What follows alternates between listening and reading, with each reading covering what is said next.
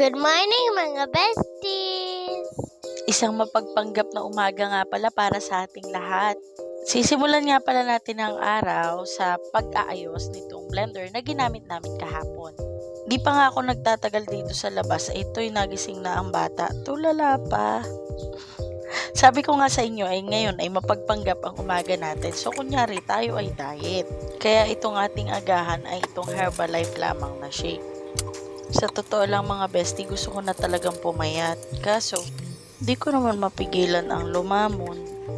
Sana nga talaga ay pumayat na para hindi naman nakakahiya sa mga susunod kong mga videos.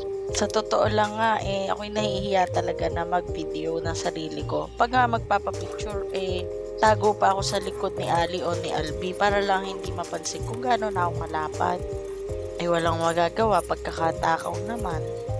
Sana nga'y mapanindigan ang pagdadayat na ari. Aring at ginamit ko na ang pangmalakasang blender. Aring na panalunan ko nung Christmas party sa raffle. Salamat na lang sa aking manager. May paraffle na garmin. O di gamit na gamit ko. Siya, ito na nga at iinumin na natin itong shake na ito. Ito ang rice cooker ay hindi pa pala hugas. So hinugasan ko muna para makapagsaing na ako.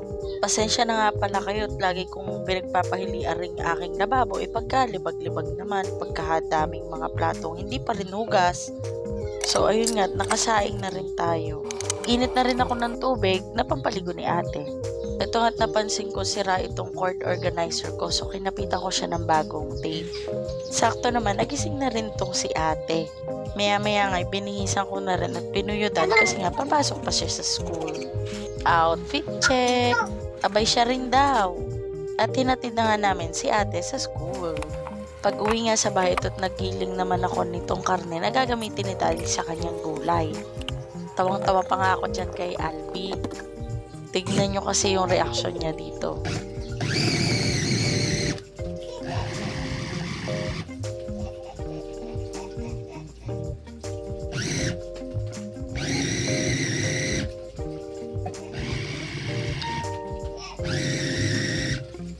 Tawang-tawa sa kalokohan niya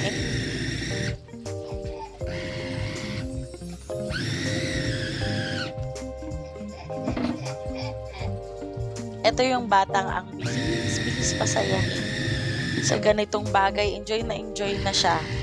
Kahit walang kalaro, happy na yung batang yan. Sa bagay, parehas naman sila ng ate niya na malambing, tsaka sanay maglaro mag-isa. Pero syempre, mas happy kapag may playmates silang kasama. Kaya nga yung terrace namin, ginawa ko ng parang playground nila kasi mas nakakapaglaro sila doon dahil nga mas maluwag doon kumpara sa salas namin. Eto pala at nagiling na yung karne na gagamitin ni daddy. Si daddy nga pala yung nagluluto sa amin ng ulam. Ang sabi nga niya, ang lulutuin daw niya ay upo na may sotanghon para may sabaw ang mga bata. Ito at may bigay nga pala ang mamshi sa dalawang bata. Tuwang-tuwa sila. May pag-unbox pa nga yung dalawang yan. Thank you po mamshi sa bigay nyo sa dalawang bata. Super happy talaga sila. Aisha! Bye! Bye bestie!